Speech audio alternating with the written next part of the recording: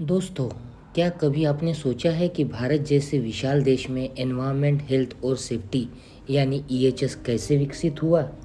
तो आज के वीडियो में हम जानेंगे कि भारत में ईएचएस का सफ़र कहाँ से शुरू हुआ और आज किस मुकाम तक पहुँचा है। शुरुआती दौर यानी इंडिपेंडेंस डे के बाद 1947 से लेकर 1970 तक आज़ादी के बाद भारत जैसे तेज़ी से औद्योगिक विकास की ओर बढ़ा, लेकिन उस समय कामगारों की सुरक्षा और पर्यावरण संरक्षण पर उतना ध्यान नहीं दिया जाता था। फैक्ट्रियों में दुर्घटनाएं आम थी और पर्यावरण प्रदूषण बढ़ने लगा। वैसे तो फैक्ट्री एक्ट 1948 से पहला कदम बढ़ाया गया, जिसने वर्कर की सेहत और सुरक्षा को कानूनी रूप दिया। फिर शुरू होता है सेफ्टी का दूसरा अध्याय, जहां पर 1970 से लेकर 1990 तक काफ़ी सारे सेफ्टी में बदलाव हमें देखने के लिए मिले। जहां पर 1970 से लेके 1980 के दशक में कई औद्योगिक हादसे ने ईएचएस की ज़रूरत को सामने ला दिया। सबसे बड़ी त्रासदी थी भोपाल गैस कांड, जो कि 1984 में सामने आया, जिसमें हज़ारों वर्करों की जान गई और लाखों लोग प्रभावित हुए।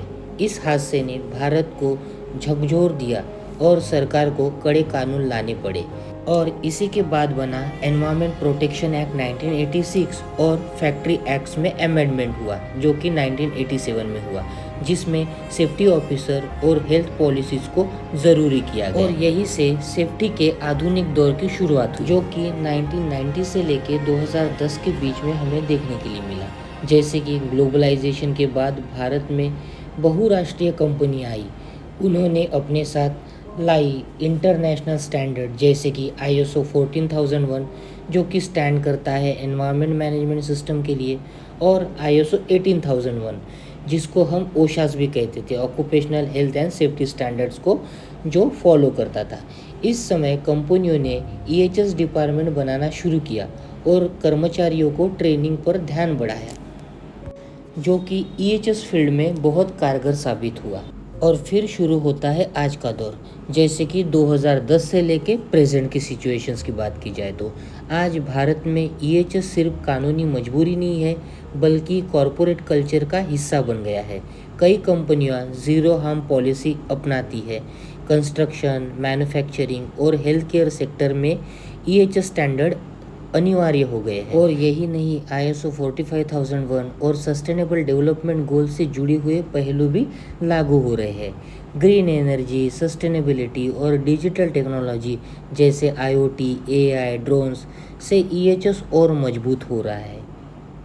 तो दोस्तों, भारत में EHS का सफ़र एक लंबा और कठिन रहा है। जहां कभी सुरक्षा और पर्यावरण को नज़रअंदाज किया जाता था, वही आज EHS हर इंडस्ट्री का अहम हिस्सा बन चुका है।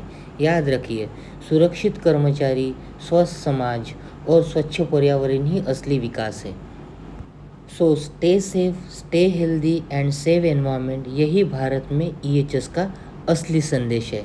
तो आई होप कि आपको आज का वीडियो पसंद आया होगा। अगर आपको वीडियो पसंद आया है तो लाइक, शेयर और सब्सक्राइब करना ना भूलें।